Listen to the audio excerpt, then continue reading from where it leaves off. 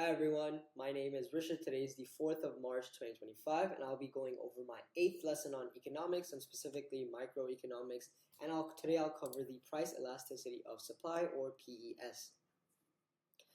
PES measures how much the quantity supplied of a good responds to a change in its price. It's calculated as the percentage change in quantity supplied divided by the percentage change in price, and the formula here is listed below. There are many types of PES in the sense that depending on the value you would call it different things, where you have elastic supply where PES is greater than 1 and supply is responsive to price changes, inelastic supply where PES is less than 1 and supply is not responsive to price changes, unitary elastic supply where PES equals to 1, where the percentage change in supply is quantity supplied in this case is equal to the percentage change in price.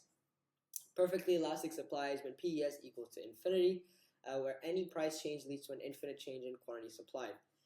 And then perfectly inelastic supply when PES equals to 0, where supply remains constant, or supply remains constant regardless of price changes.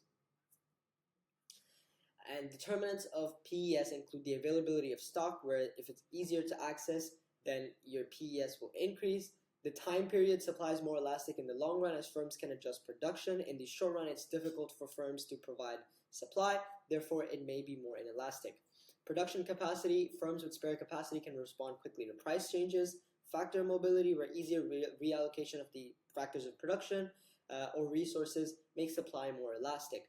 The nature of the product, where perishable goods tend to have inelastic supply and more easy to relate with, necessities have inelastic supply. This says demand graph. This should say supply graph with different elasticities.